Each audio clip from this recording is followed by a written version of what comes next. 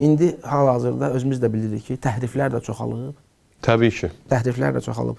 Mən dəqiq yadımda qalmayıb, hansısa bir Rozəxan olub. Amma dəqiq bilirəm ki, olub Baxsab, amma dəqiq yadımda qalmayıb kimdir. Yatır 3 gecə ard-arda, yatır 3 gecə görür ki, İmam Hüseyn əleyhissalamın ətini deyir, dişimdən görürəm, dişləyirəm, yeyirəm, parçalayıram. Axırda öz dövrünün bir arifinə yaxınlaşır ki, bəs belə bir yuxu görürəm. Arif ona bildirir ki, sən çox güman ki, ya Mərsiyə xansan, ya Rozə xansan. Deyir, bəli.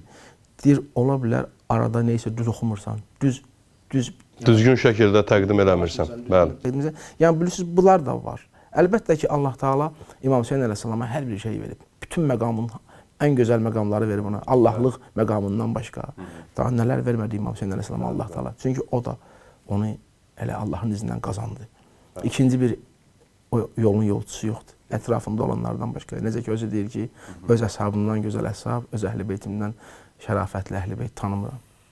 Yəni, bu Allah Teala İmam Hüseyn əleyhissalama Allahlıq məqamından başqa nə məqamlar vermədi ki?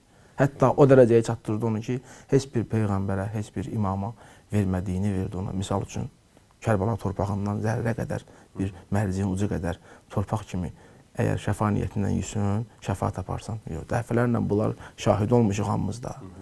Amma heç bir peyğəmbərin, heç bir imamın torpağını yemək olmaz, haramdır. Əslində. Yəni ki, İmam Hüseyn əleyhissalamı Allah Teala seçdi. Bir növ seçilmiş həyat yaşadı, özü də seçildi oradan. Bu Allah dərgahı.